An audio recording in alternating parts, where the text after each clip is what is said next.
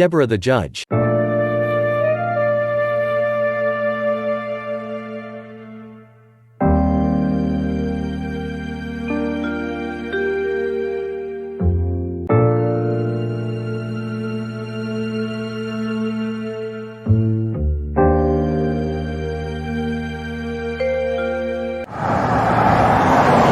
Hello, son. How was school? It was cool. It was good seeing my friends again. I didn't realize I would miss them so much. Sorry. I just wanted to spend time with my son. It's okay.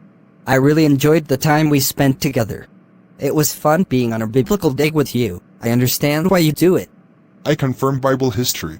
It's the best job in the world. But make sure you call your mom. I'm going to call her. If you don't, I'll never hear the end of it. She probably just wants to know what time to pick me up. I love Mom, but I wish I could live with you. You know the arrangement we have. You live with your mom. We see each other every other weekend. I had to jump through hoops to get permission to take you on the dig with me. You know how she is. Can't you and Mom get back together? I don't think so. How can missionaries get divorced? If you can't stay married, who can? Son, sometimes things happen. People grow apart. That's ridiculous. After 20 years, you and Mom go your way. I'm the one who suffers. Ian, let me explain. Never mind. I'm going to call Mom. I should have picked you up last night. There was no problem. I was with Dad. Speak for yourself. I haven't seen my son in 2 months. I missed you. I missed you too. Your skin is darker. It's from being out in the sun. I'm not letting you go again. Why can't I go on another dig with Dad? I really learned a lot spending time with him. It's what you both wanted. Right, but I didn't know that you would be spending hours out in the hot sun. Seriously, Mom. That's what you do on our ecological digs. Dad took care of me. He looked out for me. He should have kept you in the tent and not in the blistering sun. Wait until I talk to your father again. I'm going to really let him have it. Mom, I can't learn anything if I'm in the tent. Don't worry about it. This is between me and your father.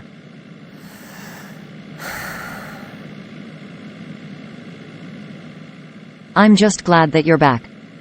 I prepared your favorite pot roast.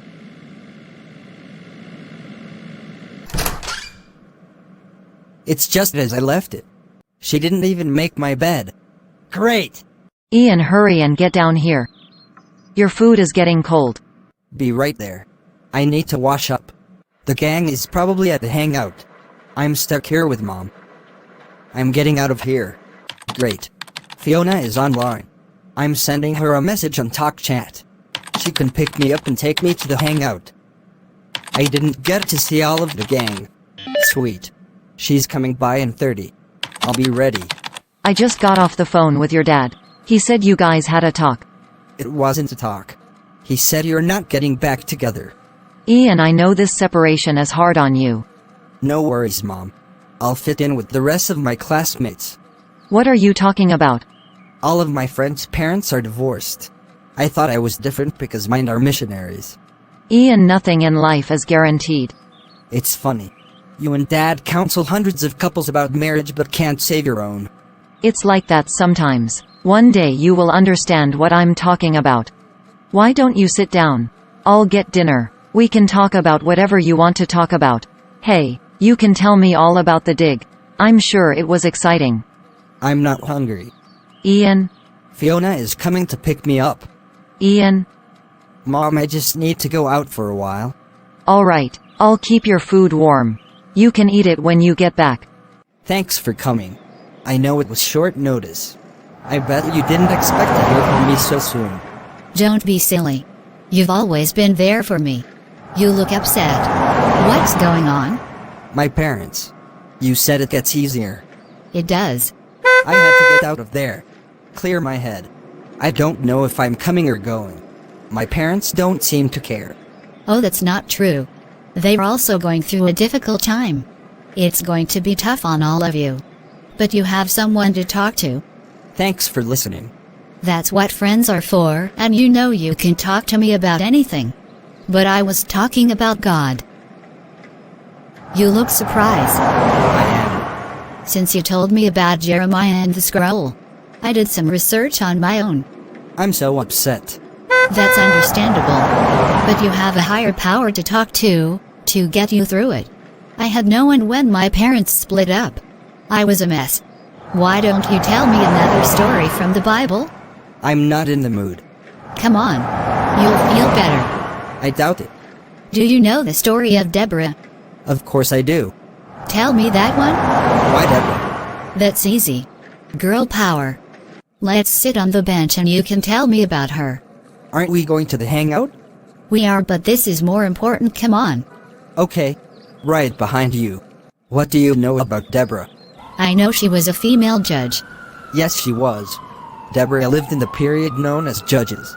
She was the fourth judge who ruled over the Jewish people after the death of Joshua. How many judges were there? 11. The role of judges back then were held by men. I admire women in power. She was a mediator, a prophet, a military leader, and a poet. She may not be as well known as some of the other women in the Bible, like Mary, who gave birth to Jesus, Mary Magdalene, who anointed Jesus' feet with oil, Ruth, or Queen Esther. But Deborah's role in the Bible was indeed powerful. Seems like there were many women in the Bible who did great things. I have a lot of catching up to do. You do. Now back to the story. Deborah lived in the hill country between Bethel and Ramah with her husband, Lapidus. What was awesome about Deborah was that she would render judgments underneath a palm tree. People would come from miles away to hear her words of wisdom and encouragement that lifted them out of their despair. I like that she was being cool. It gets pretty hot in that part of the country. I don't blame her. I don't like sweating either. But why were the people in despair?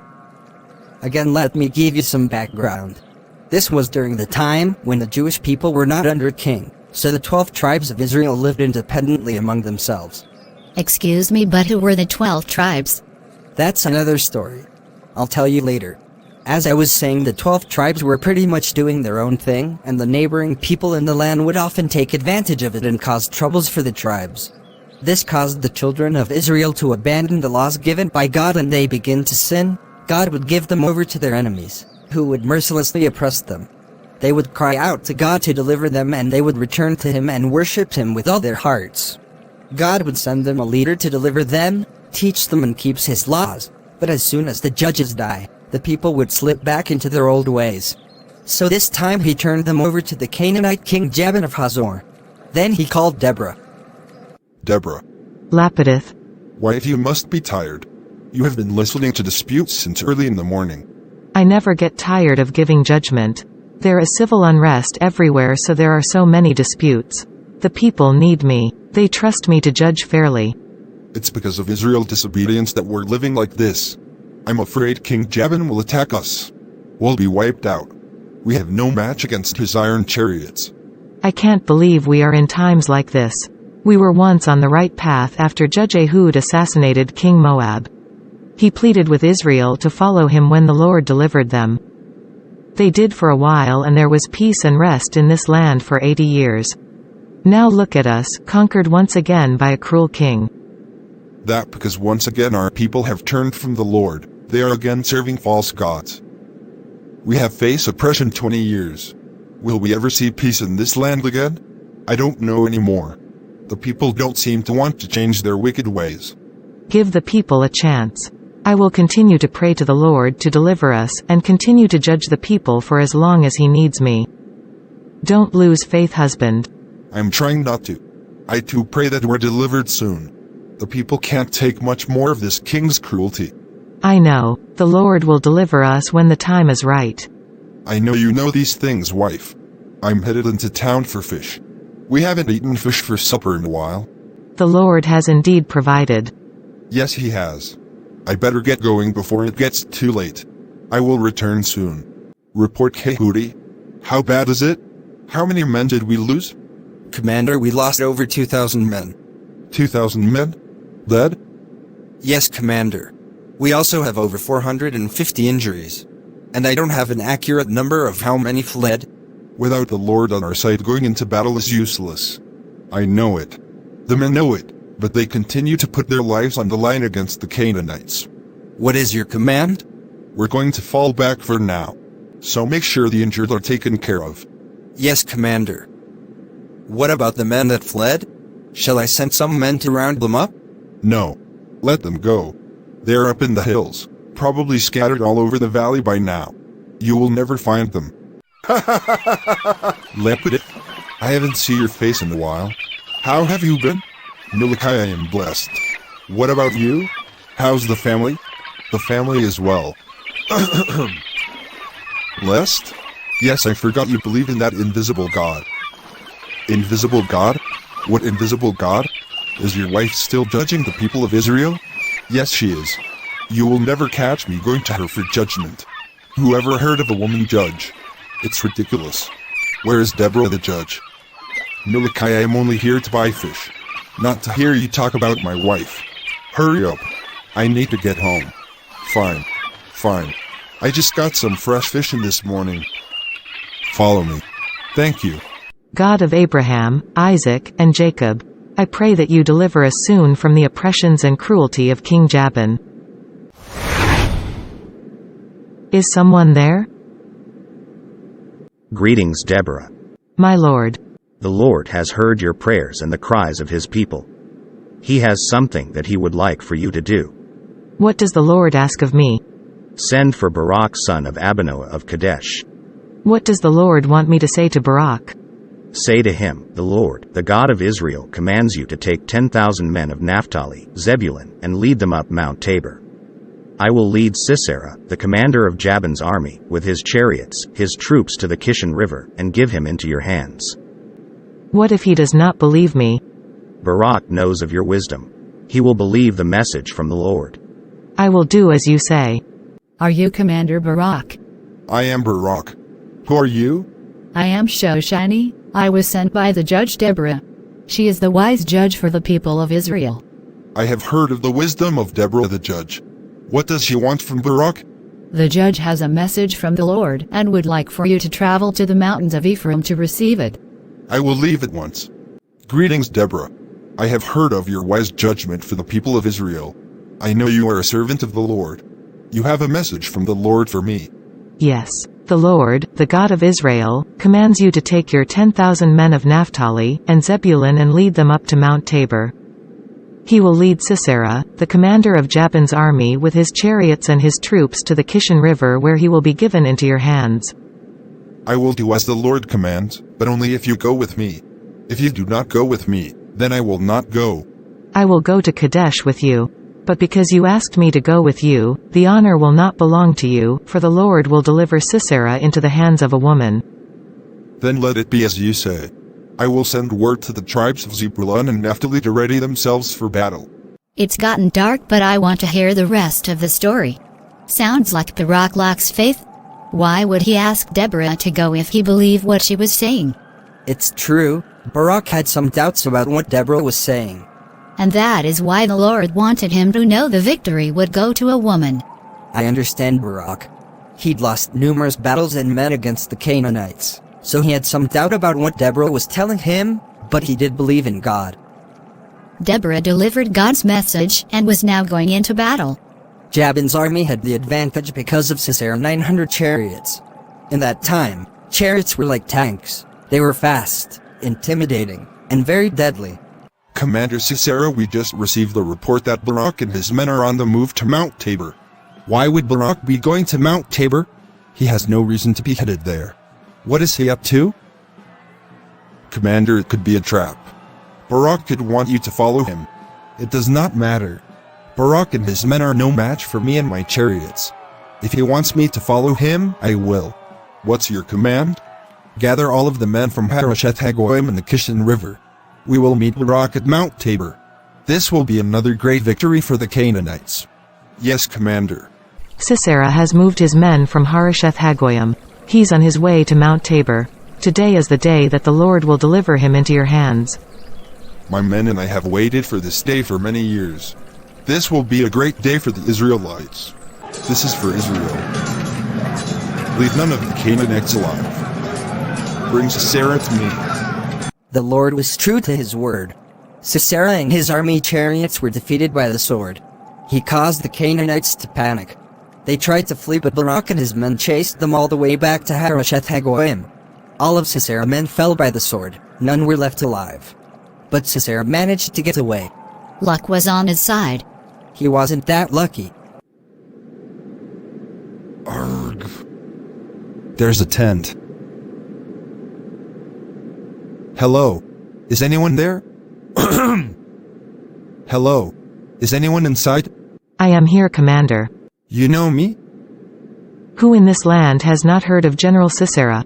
What do you need from me? I need your help. All my men are dead. They were killed by Barak. I barely managed to get away with my life. I just need to come in to rest a while, then I'll be on my way. Quick, come inside. You will be safe here. He went inside? Yes. Jael covered him with a blanket. He then asked for something to drink. She gave him some milk. He lay down to get some rest. What happened next? He asked her to stand by the door, and if anyone comes looking for him, to say that I haven't seen him. Instead, Jael waited until he fell into a deep sleep from exhaustion. Then she picked up a tent peg, grabbed a hammer, and drove it into his temple. She killed him. When Barak and his men came looking for Sisera, Jael went out to meet them. She led them back into the tent, where they found him dead. A woman did get the victory. Yes. Barak and his army did eventually destroy King Jabin, and there was peace once again in Israel. Deborah and Barak even glorified the battle in a song. Wow. I enjoyed Deborah's story as much as I did Jeremiah's. I'm looking forward to the next one. I have to tell you more stories? Of course you do. I know your parents are missionary, but I never realized that you know so much about the Bible. You're like a walking encyclopedia. Now you know. I guess I never thought about it. Do you feel better? A little. Talk to your parents. It's not good to keep everything bottled inside. Be honest with them. I am honest with them. Keep it up. You will be fine. Hey, let's head over to the hangout before it gets late. Right behind you.